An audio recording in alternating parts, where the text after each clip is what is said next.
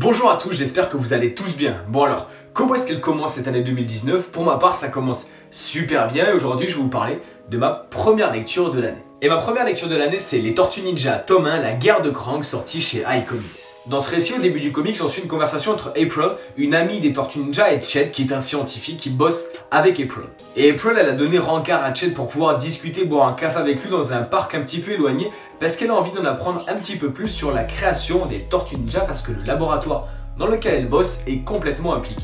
Bien évidemment, les 4 frangins Carapace sont juste derrière en train d'écouter la conversation qui va légèrement partir en vrille.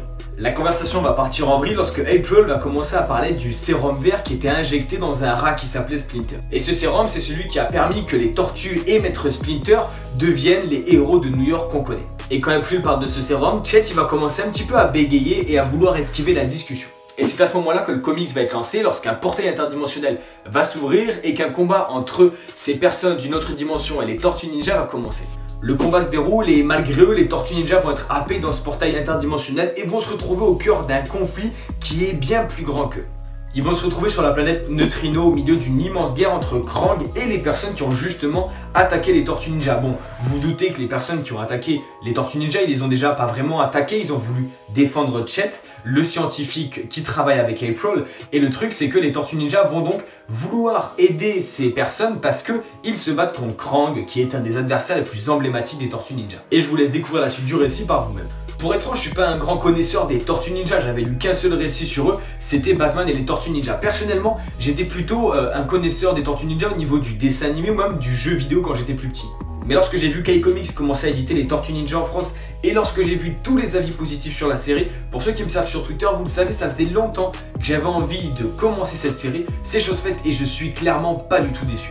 Dans ce comics, on retrouve la relation entre les 4 frangins tortues et le truc qui est vraiment génial, c'est qu'ils ont tous une personnalité complètement différente. Et ils amènent tous quelque chose au récit, que ce soit Michelangelo avec un humour ou un petit peu d'insouciance, ou alors Leonardo qui a beaucoup plus de maturité. C'est d'ailleurs le personnage que je préfère dans ce groupe de frangins et j'avais eu la chance de le découvrir lors du Free Comic Book Day 2018 parce qu'iComics avait sorti un Free Comic Book Day sur ce personnage. Mais lorsque j'ai terminé ce comics et avant d'enchaîner sur le tome 2 et le tome 3 qui racontent la même histoire, j'ai décidé de lire un autre comics des TMNT qui est l'histoire secrète du clan Foot. Et j'ai décidé de lire ce comics avant de continuer la série tout simplement parce que, comme le dit le titre, il nous raconte l'histoire secrète du clan Foot et plus globalement l'histoire aussi des origines de certains des personnages du groupe des Tortues Ninja. D'ailleurs, si toi qui regardes cette vidéo, tu as envie de commencer les Tortues Ninja et que tu ne connais pas ce groupe de personnages, c'est avec ce comics, je pense, qu'il faut commencer. Dans ce comics, on se retrouve au Japon féodal et après pas mal de guerres, de clans, de trahisons et de combats entre samouraïs, il va y avoir tous les ingrédients qui ont créé le clan Foot il y a déjà de cela bien longtemps. On nous explique l'ambiance ninja qu'il y a avec les Tortues Ninja bien évidemment, leurs origines, mais également toutes celles qui ont fait le clan Foot et qui font ce qu'il est aujourd'hui. Dans l'histoire secrète du clan Foot, c'est Matteo Santoluco au dessin. Pour le coup, c'est un génie. Les dessins sont juste magnifiques. On se retrouve avec des planches, comme je l'ai dit, au Japon féodal, qui sont à couper le souffle et que j'ai vraiment préféré au dessin de Ben Bates sur le tome 1 de la série TMNT. Même si les dessins de Bates sont très loin d'être mauvais, ils sont plutôt bons, mais par rapport à Santoluco, j'ai vraiment apprécié le style de Matteo Santoluco plutôt que celui de Bates. Après voilà, les dessins c'est complètement subjectif, s'il faut vous allez adorer Bates et pas trop Santoluco, chacun son truc, mais pour le coup Santoluco ça a été la petite découverte de ce début d'année 2019. Et on pourrait croire que cette histoire n'est pas forcément mature ou elle est un petit peu plus fun comme l'étaient Batman et les Tortues Ninja, mais c'est pas du tout le cas. C'est pas du tout le cas parce que les Tortues Ninja en comics, ça nous raconte une histoire de valeur, de fraternité ou encore de sens du sacrifice pour les membres de sa famille et c'est très mature.